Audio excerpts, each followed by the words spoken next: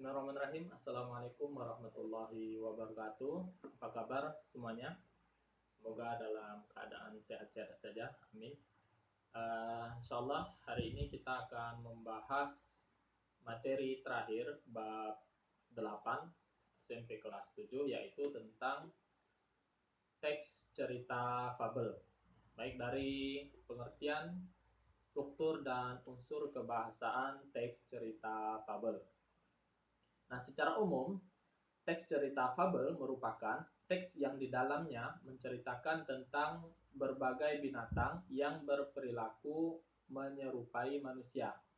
Nah, berarti cerita ini diperankan oleh binatang yang berperilaku mirip seperti tingkah laku manusia, baik dari segi bicaranya, ya. Jadi binatang juga bisa berbicara layaknya manusia, maupun dari segi pemikirannya, ide-idenya, ya. Jadi mirip seperti yang dipikirkan oleh manusia pada umumnya.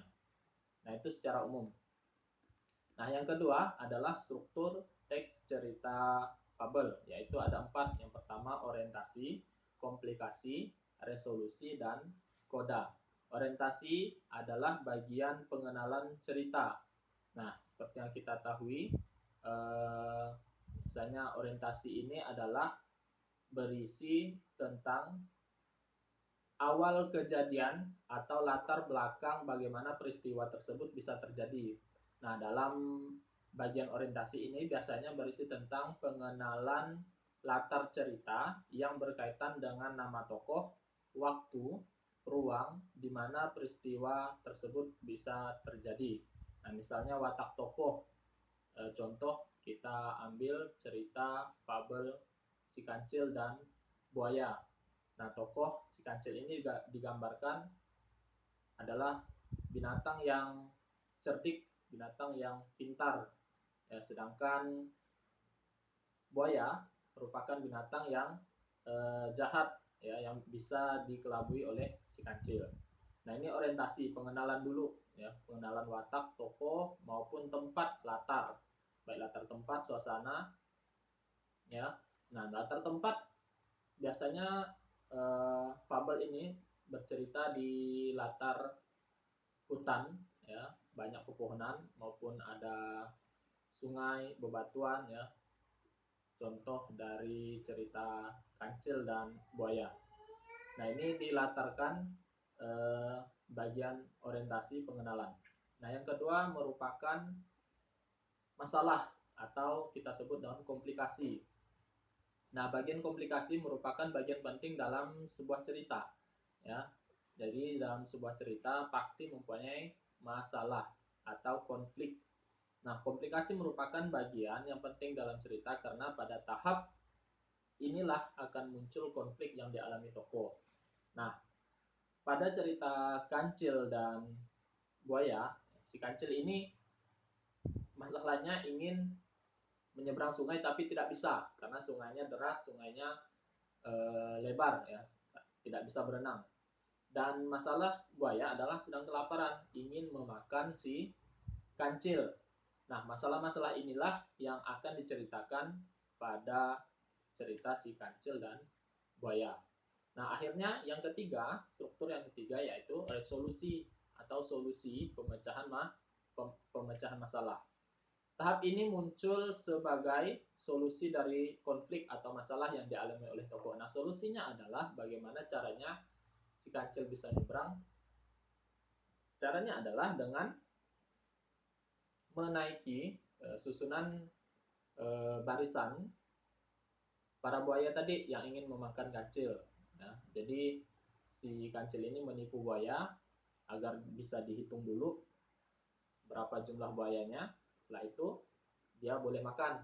Tapi akhirnya si Kancil setelah menyeberangi, ya, menaiki buaya, sampailah pada seberang dan larilah si Kancil, pergilah si Kancil. Nah, ini solusi, bagian resolusi atau pemecahan masalah. Dan yang terakhir strukturnya adalah koda. Koda ini adalah bagian cerita yang berisi tentang pelajaran yang dapat diambil dari peristiwa tersebut, atau biasa kita kenal dengan amanat atau pesan yang dapat kita ambil. Biasanya di akhir cerita eh, ada pesan, ada amanat yang disampaikan pada cerita tersebut. Nah, inilah struktur teks cerita fabel. Kita lanjut ke unsur kebahasaan teks cerita fabel. Yang pertama, penggunaan kata kerja transitif dan intransitif. Kata kerja transitif adalah kata kerja yang memerlukan objek dalam kalimat. Misalnya, memegang, mengangkat, mengajak, atau mendekati. Ya, contoh kata kerja transitif. Pada suatu petang, si Mun Mun mengajak si Yan Yan pergi keluar.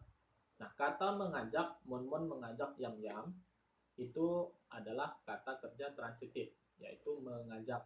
Yang kedua adalah ia mendekati Yam Yam. Nah, ini adalah kata kerja transitif. Mendekati, ia mendekati Yam Yam.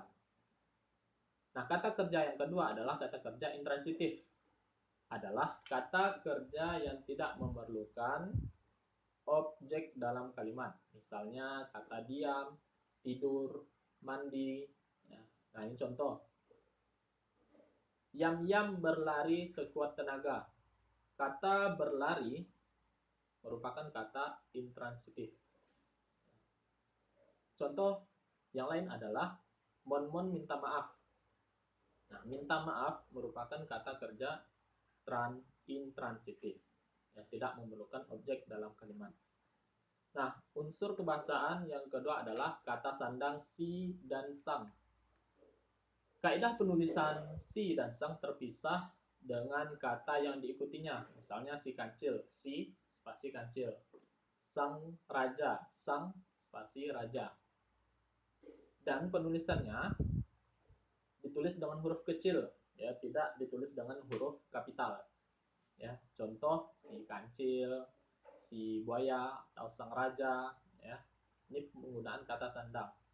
Nah, yang ketiga adalah keterangan tempat dan waktu. Nah, dalam teks cerita fabel biasanya digunakan kata keterangan tempat dan kata keterangan waktu untuk menghidupkan suasana. Kata keterangan tempat biasanya digunakan kata depan di, dan keterangan waktu biasanya digunakan kata depan pada atau kata yang menunjukkan informasi waktu. Nah, ini contoh. Contoh, dikisahkan pada suatu malam.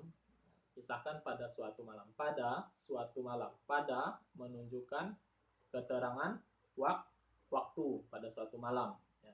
Atau contoh lain lagi, pada suatu sore hari. Pada sore hari. Nah, ini pada ini menunjukkan keterangan waktu sore. Dan keterangan tempat, ya, bisa menggunakan kata di. Mandi di sungai, ya, di sungai merupakan keterangan tempat. Dan yang terakhir, unsur kebahasaan teks cerita fabel yaitu penggunaan kata hubung lalu, kemudian, dan akhirnya. Ya. Kata lalu dan kemudian memiliki makna yang sama. Kata itu digunakan sebagai penghubung antar kalimat. Kata akhirnya biasanya digunakan untuk menyimpulkan dan mengakhiri informasi dalam paragraf atau dalam suatu teks. Nah, ini contoh. Contoh kalimat, ya. Yang pertama menggunakan kata hubung kemudian. Ya. Ia mendekati Yam Yam dengan pelan-pelan. Kemudian menangkap dan mulai mencabuti bulu Yam Yam. Kemudian merupakan kata hubung. Ya. Atau yang kedua menggunakan kata hubung lalu. Mun Mun segera dibawa ke daratan, lalu diberi perawatan agar segera sadar. Atau yang ketiga menggunakan kata hubung akhirnya. Akhirnya Mun Mun minta maaf dan berjanji tidak akan mengulanginya lagi. Kata akhirnya merupakan kata hubung yang biasanya digunakan pada akhir paragraf. Nah, inilah materi kita pada hari ini. Uh, semoga bermanfaat. Yang pada intinya fabel ini belum diketahui kebenarannya, ya.